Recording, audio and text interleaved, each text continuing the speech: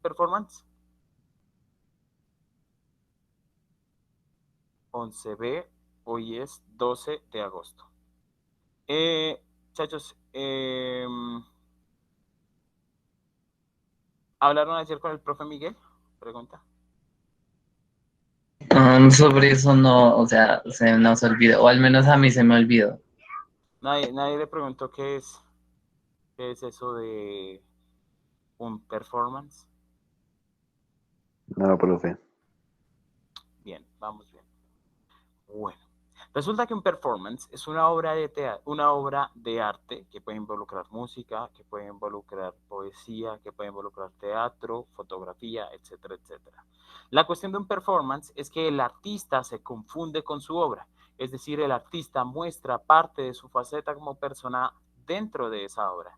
El caso del performance es importante porque en el mundo del arte, en el mundillo del arte, solamente se vale como performance aquello que involucre al artista por este tipo de discusión que hubo en su momento de si habría que separar al artista de su obra o hay que entender uno por un lado y el otro por el otro o hay que entender el uno a la luz del otro, ¿sí? Eso habla para todos los tipos de arte. Por ejemplo, un escritor. Hay escritores que se entienden muy bien solo a partir de su vida, de su obra y de su testimonio. Por ejemplo, el caso de un poeta como Charles Bukowski, si uno no comprende un poquitico quién era Charles Bukowski, es muy complicado dar razón de cuál es su obra y de por qué tiene ese tipo de nociones dentro de su obra y dentro de sus poemas.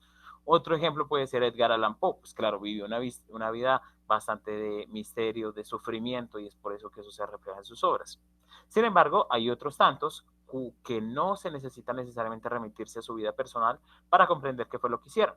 El caso de Miguel Ángel, el que pintó el techo con los frescos de la Capilla Sixtina, pues la vida de él iba por otro lado. Él, a pesar de que era amigo del Papa, creo que era, no me acuerdo, Pío III, tal vez, a pesar de que era amigo del Papa, él no tenía una creencia religiosa aceptada por la iglesia en ese momento. Sin embargo, ello no le quita mérito a su obra. ¿Listo? Entonces, ¿qué es lo importante de ese performance? Que refleje algo de lo que ustedes también consideran.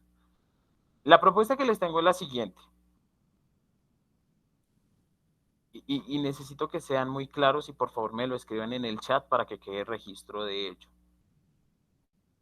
¿Qué tal si nos comprometemos? Solo lo sugiero, piensa en un momento y me avisan si están de acuerdo o no. ¿Qué tal si nos comprometemos que para el performance que tienen que hacer para religión, que esa nota también valga para agustinología, de manera que tengan más tiempo para hacer eso y no tienen que hacer un trabajo final de agustinología, sino el trabajo de religión y el de agustinología que sea el mismo. Tiene dos riesgos y de una vez se los anuncio. Riesgo número uno, el trabajo tiene que quedar muy bien hecho, porque pues si tiene una nota de 3, tiene una nota de 2, el problema es que ese 2 o ese 3 va a quedar tanto para agustinología como para religión. Y el segundo riesgo que tiene es que si alguien no se da mañas de hacer el performance, pues perdería dos notas. Si alguien no entrega ninguna de las dos actividades, quedaría sin esas dos. Entonces, no sé qué piensan ustedes. Mientras tanto, mientras lo piensan, yo voy a ir mirando quiénes son los que faltan por reunirse para que podamos comenzar. ¿Listo? Cada quien, no piensen en qué van a decir sus compañeros, piense cada uno por su cuenta, por favor.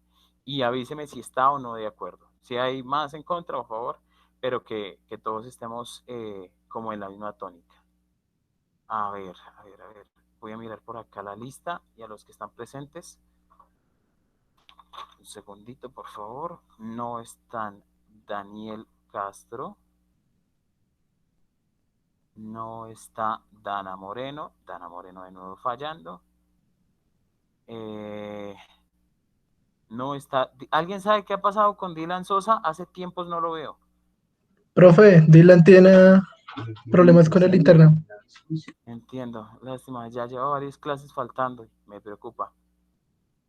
Juan David Castro tampoco está. Castro. Juan David Rodríguez, Lazo. Profe, Juan David Castro tiene problemas con el internet, pero está haciendo lo posible para conectarse. Ojalá se pueda conectar pronto. Gracias, gracias por informarme. Problemas, problemas. Laura Díaz está. Laura Garzón no está.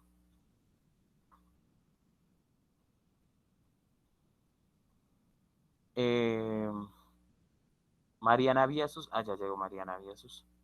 Nicolás Alfonso está. Nicolás Aponte. Rodríguez. Y profe, acá estoy. Vale.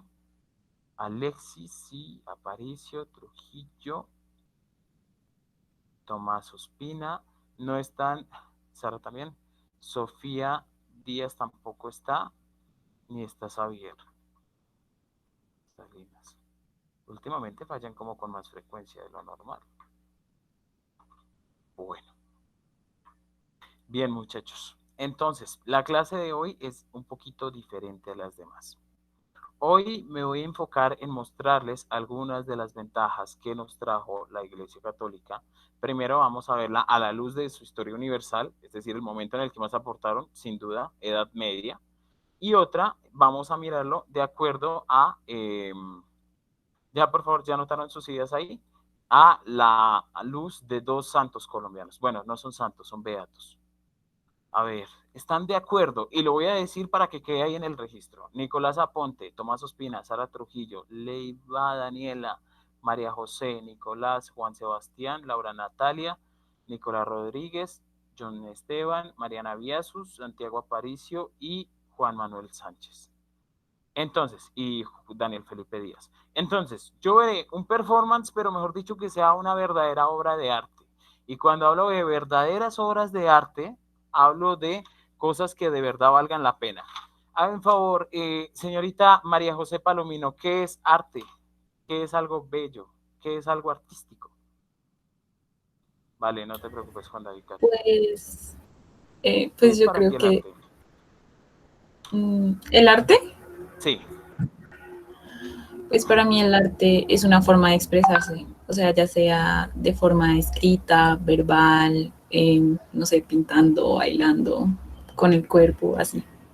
Listo. Les voy a pedir que por favor anoten la definición de arte en sus cuadernos y así no hayan aprendido nada de agustinología, háganme el favor y memoricen de qué se trata el arte. Listo, Laura, y listo, David. Por favor, arte, 2 puntos. Esta definición que les quede forever. Arte. Por favor, ¿puedes leerla, Laura Díaz?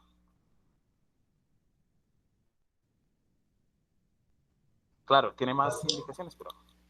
Sí, profe, espérate un momentico que no veo nada. Tranquila, tómate el tiempo. ¿Qué es arte?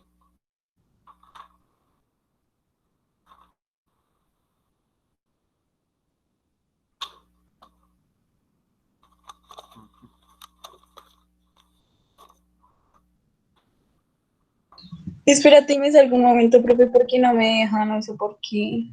Tranquila. Laura Garzón, ¿qué es arte? ¿Lo notaron? Sí. Según yo, profe. Según lo que anoté en el chat.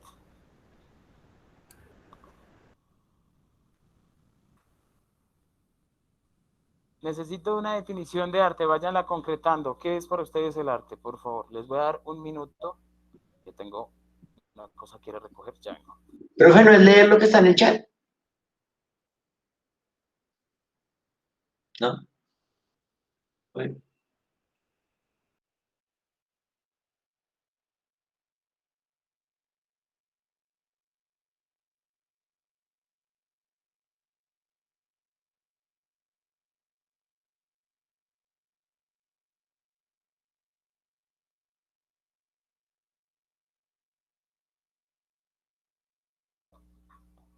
Arte, quo viso placet.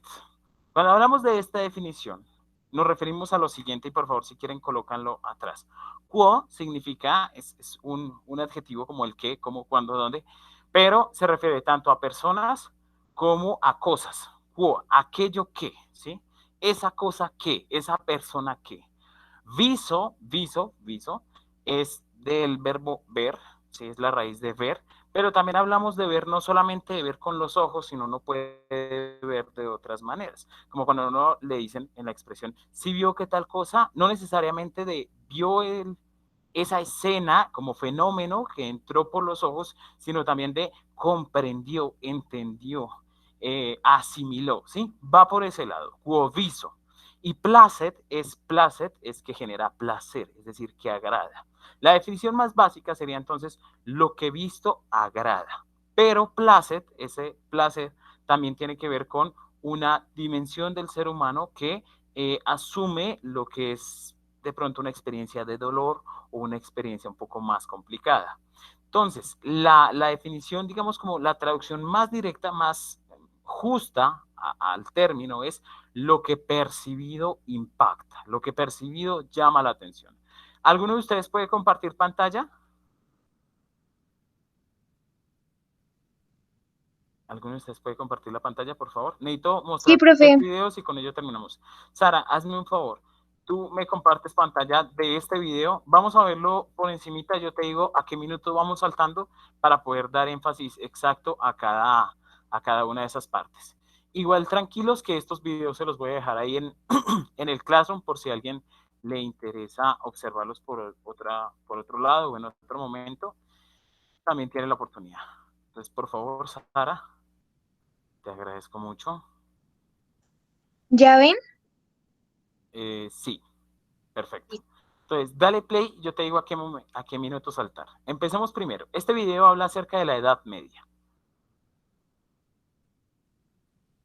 La Edad Media es el periodo histórico de la civilización occidental comprendido entre el siglo V y el siglo XV. Se suele situar su inicio en el año 476 con la caída del Imperio Romano de Occidente y su fin en el año 1492 con el descubrimiento de América. Aunque también se sitúa en 1453 con la caída de Constantinopla, fecha que tiene la singularidad de coincidir con la invención de la imprenta por parte de Gutenberg y también con el fin de la Guerra de los 100 Años, una guerra que en realidad duró 116 años entre los reinos de Francia e Inglaterra.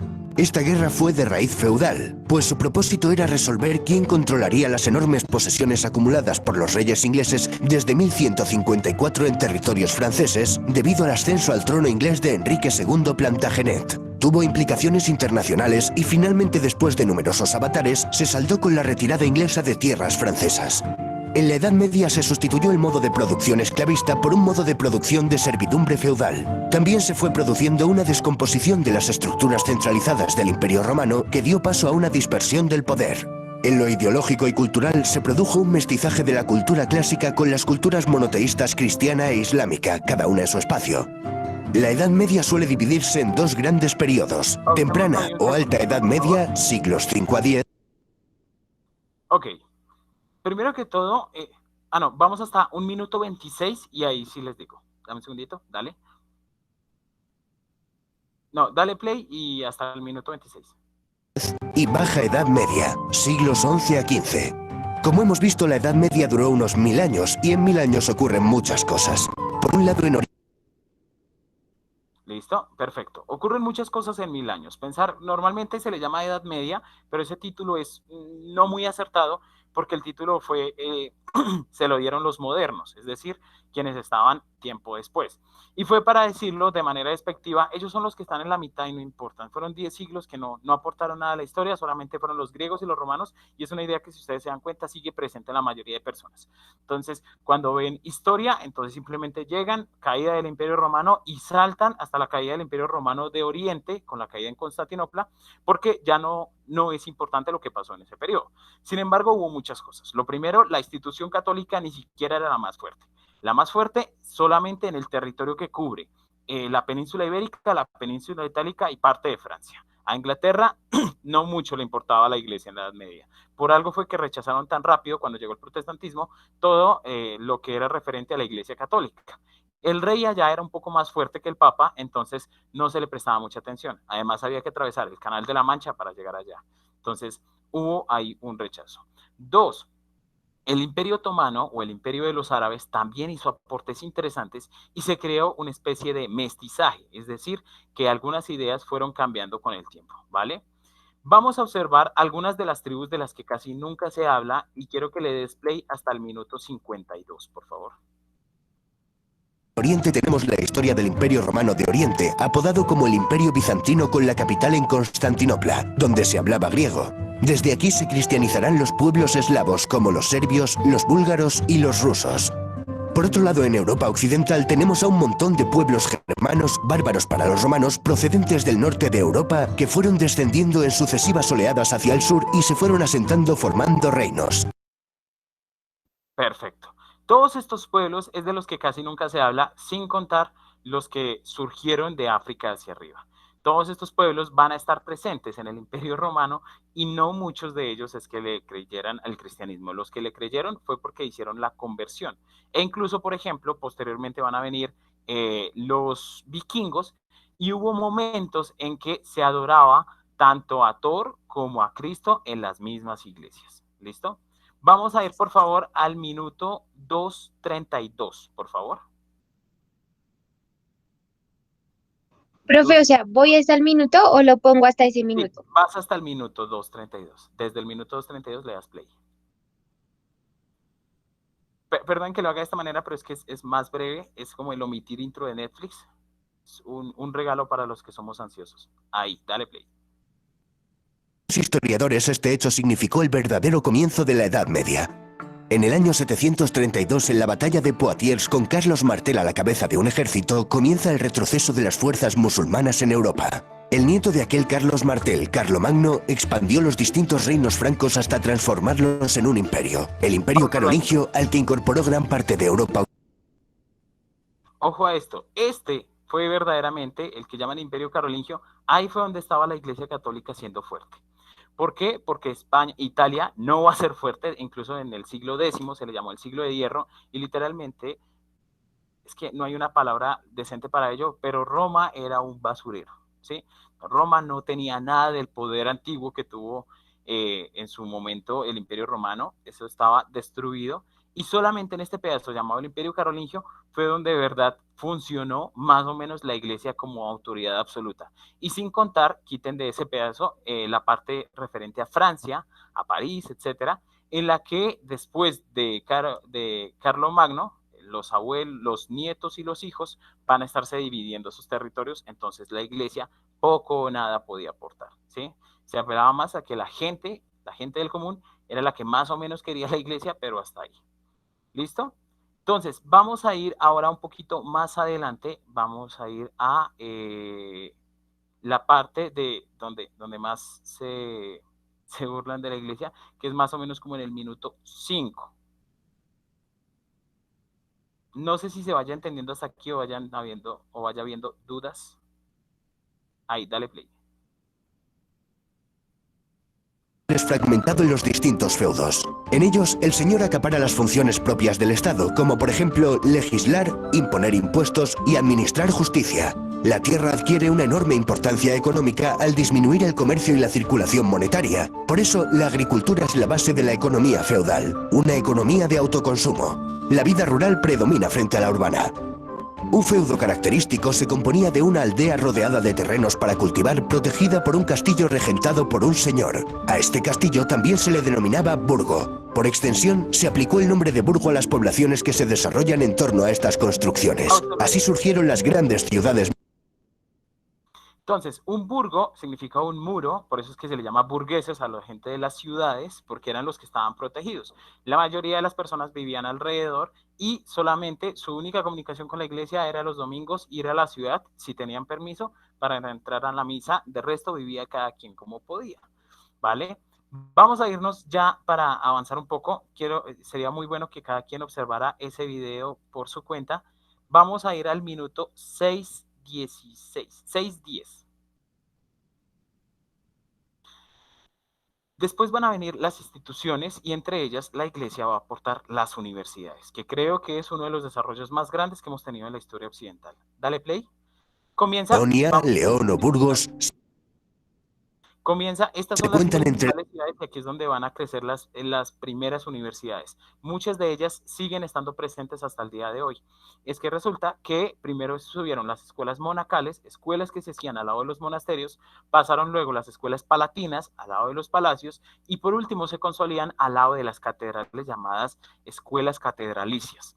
ahí es donde va a estar el germen de las universidades, que serán llamadas así porque significan el universo, donde conviven tanto docentes como estudiantes. Así debería ser la buena educación, en la que profesores y estudiantes hablan. Por eso yo les insisto tanto en que sean ustedes los que aporten, porque este tipo de educación hay un profesor que se para y enseña a todo el mundo, esa educación se creó en la modernidad. Y creo que fue un retroceso en la verdadera educación, que era esta, en la que profesores y estudiantes todos conocen y todos aportan. Dale, Blake.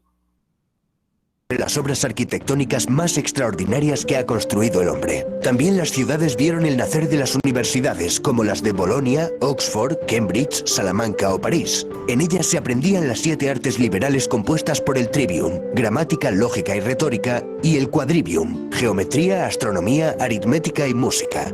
También podían cursarse estudios especializados como derecho, medicina, teología y filosofía.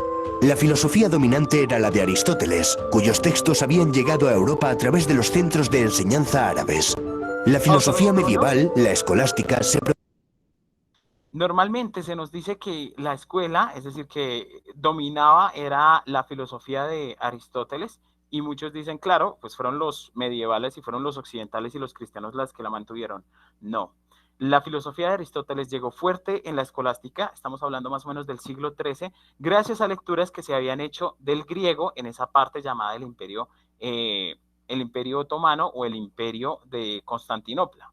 Allá es donde ellos empiezan a leer y hay una serie de filósofos que desgraciadamente se desconocen, pero que empiezan allá a leer Aristóteles, luego pasa, allá están por ejemplo Avicena, Alfarabi, Avintofai, y luego en España, donde había partes del Imperio Árabe, estará Averroes. Averroes es el filósofo sobre el que se basa Santo Tomás para hacer los comentarios respecto a la existencia de Dios. Entonces, que no hay mestizaje, que solamente hubo relación entre los árabes y los cristianos a partir de las cruzadas. No, de hecho las cruzadas duraron muy poquito tiempo y fue más un chiste, una broma de mal gusto.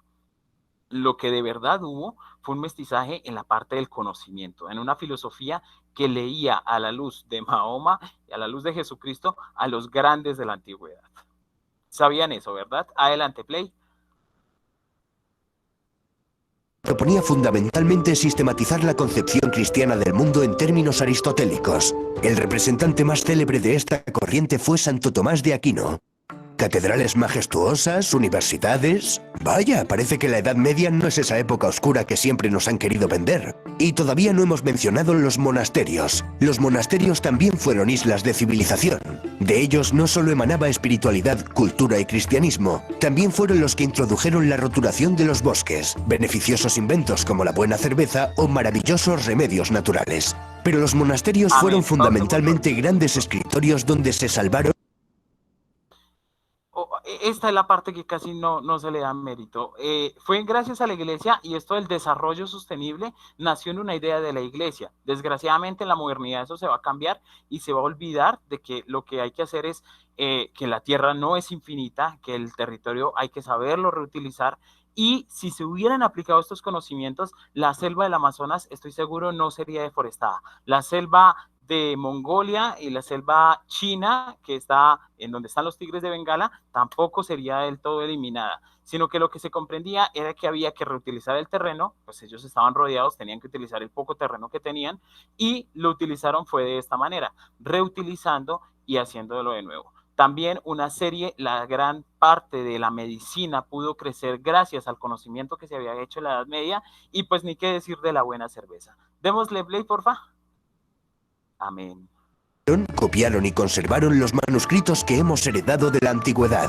Estas islas de civilización no eran lo común dentro de la sociedad medieval. La mayoría de la población era analfabeta. Aquí los juglares y trovadores jugaron un papel muy importante. Eran músicos y poetas que divulgaron oralmente las hazañas épicas de héroes. La Edad Media es la época de los grandes caballeros y los grandes cantares de gesta, como el cantar de Mio Cid, la canción de Roldán, Beowulf o el cantar de los Nibelungos. Estos poetas también nos hablaron del amor cortés que expresaba el amor de forma noble, sincera y caballeresca. El mayor ejemplo lo encontramos en la historia artúrica de Tristán e Isolda. La poesía trovadoresca era sobre todo de temática amorosa, pero también podía centrarse en... Ok, este de Tristán e Isolda se lo recomiendo, es una ópera de 3 horas que pues la historia existe desde hace mucho tiempo, pero ustedes saben, la gran música que se hizo en el siglo XVIII, la música del barroco, de todos estos artistas clásicos, Beethoven, Bach, Mozart, Tchaikovsky, Maluma, etcétera, la música de ellos grandes nace precisamente poniéndole música a las historias que existían en la Edad Media. Son historias muy antiguas, ellos pues claro, se llevan el mérito porque pusieron la composición en el pentagrama, pero las historias son mucho más antiguas. ¿Listo? Vamos a dejarlo hasta ahí porque es que el tiempo no me da, solo tengo 10 minutos. Te dejé otro enlace en el chat, a ver si por favor lo compartes. Esto es parte de los aportes de la Iglesia Católica a la historia universal, y ahí no los vemos todos, que solamente podemos rescatar así como por encimita de la Edad Media. ¿Preguntas hasta ahí? ¿Más o menos claro? ¿Sabían esos datos? Sara, ¿me compartes por favor el link que te dejé en el chat? ¿Qué piensas? Yo no, profe, yo no sabía. Son cosas interesantes. Es que creo que a la iglesia se le hace injusticia, y es que claro, cuando uno por primera vez ve la iglesia, entonces piensa, ah, claro, los mártires, ah, claro, la esclavización, ah, claro, sí, nadie lo va a negar, yo lo admito, y la iglesia se ha disculpado por ello, no es suficiente, lo sabemos, pero tampoco se puede desconocer que Europa, si es el punto más avanzado del mundo, fue en buena medida por los aportes de la iglesia. La arquitectura, vayan a cualquier pueblo de Colombia, la arquitectura más bonita que ve uno al llegar siempre es la iglesia. Colombia. El territorio, que hay que saberlo reutilizar, que eso no es simplemente para llegar, destruir, aniquilar, sacar el dinero y chao. No, hay que saber reutilizar el territorio, la iglesia. La buena cerveza, la iglesia. Ojo que lo de la cerveza no es para emborracharse, ¿no? El profesor, es que el profesor de agustinología es alcohólico. Sí, pero no tanto. Ojo a esto. Resulta que en esa época conseguir agua limpia era muy difícil, no había acueductos, entonces tratar de tener agua para el invierno era muy complicado.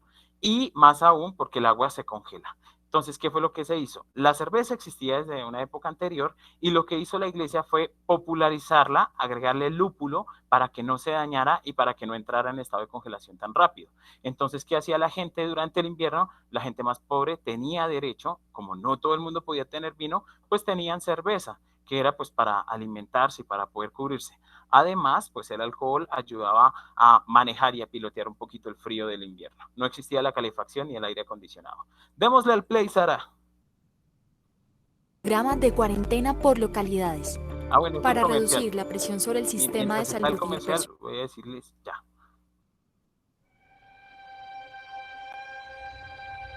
Este es uno de los beatos de... Dale play. El padre Pedro María era párroco de Armero.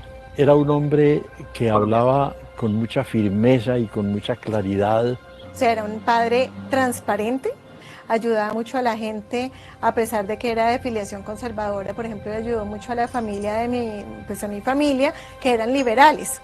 Sí, yo recuerdo al padre porque nos hacía las reuniones para la primera comunión. Y yo lo conocí así en la iglesia y cada 8 días pues nos llevaban a misa. Él siempre le decía a uno que teníamos que ser mártires.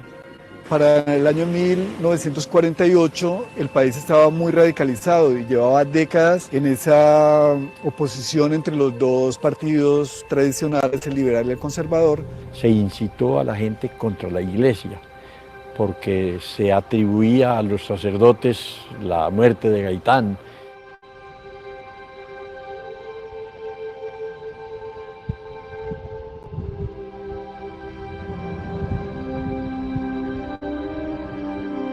Era muy severo en sus juicios, pero nunca violento, ni mucho menos. Claro, yo creo que a lo mejor esa forma de ser fue lo que hizo que dieran la orden para matarlo. Lo sacaron de la casa cural, en una esquina del parque, comenzaron a golpearlo. Un individuo le dio un machetazo en la nuca, él cayó de rodillas. Ahí lo golpearon y lo insultaron un buen rato. Soy testigo presencial de la muerte de él porque yo estaba como a 25 metros de él, de Enrique Guerra, quien dio la orden de matar al padre Pedro María Ramírez por haberle sacado a su esposa varias veces de la iglesia por ir indecentemente vestido. Luego lo ataron, según se cuenta, a un carruaje de bestias, una especie de carretilla, y lo arrastraron. y dejaron el cadáver abandonado en las puertas del cementerio. Que quieran ahora que sea un beato y un santo de las iglesias, pues es algo que sería interesante también, digamos, muy positivo en el sentido que ojalá eso sea un símbolo de eso, de cómo convertir la violencia en paz y en fraternidad, finalmente. Se ha dicho que el padre Ramírez maldijo a Armero, y hay muchos que atribuyen después la catástrofe en que Armero desapareció a esa maldición del padre Ramírez. Pura mentira, mentira, ¿no? Él lo que hizo fue arrodillarse.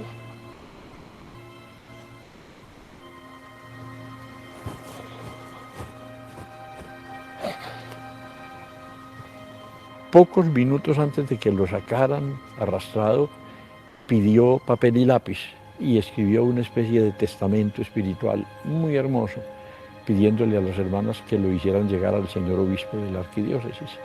Y en ese testamento él dice: yo quiero morir por Cristo y yo ofrezco mi vida por Armero.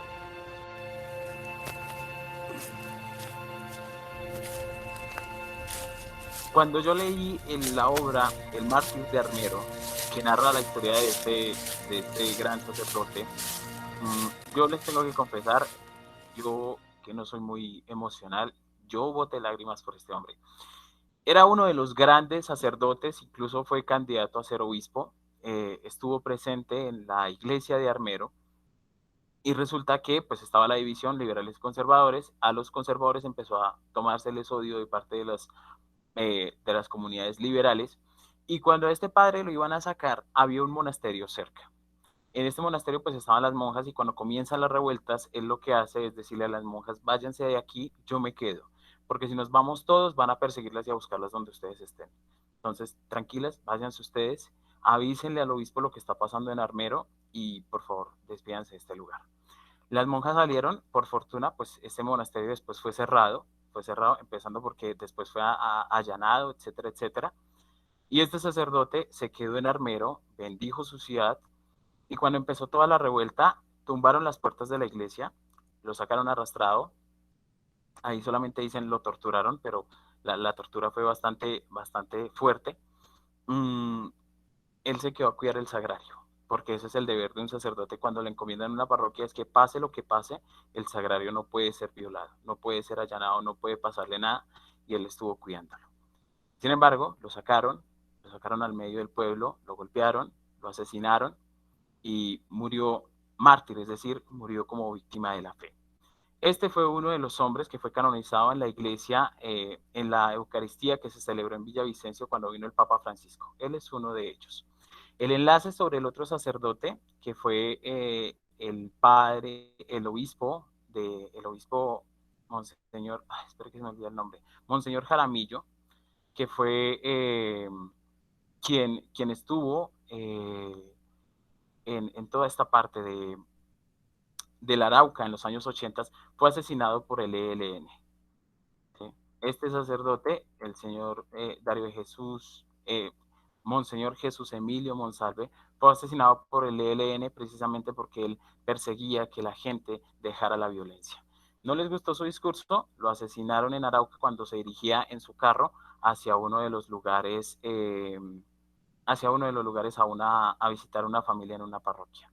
Hace poco dijeron que habían encontrado al culpable, pues al fin por falta de pruebas fue liberado, según tengo entendido. No sé si eso habrá pasado porque iban a apelar, pero Monseñor Jesús Emilio Jaramillo también falleció de esa manera. Los enlaces a las noticias se los dejo en el link de Classroom, y lo que quiero que vean es que la iglesia es algo más que cruzadas y esas cosas. La iglesia va mucho más allá, y de hecho hay testimonios. De pronto no hablemos de toda la institución, hablemos de los testimonios de los sacerdotes, de algunas monjas y de los que son verdaderamente la iglesia. Muchos laicos que en nombre de la iglesia católica y de su amor por su fe han dado su vida. ¿Preguntas hasta aquí?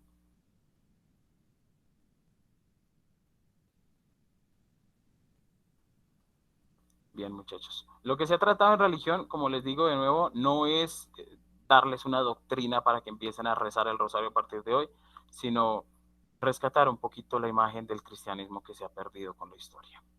¿Preguntas?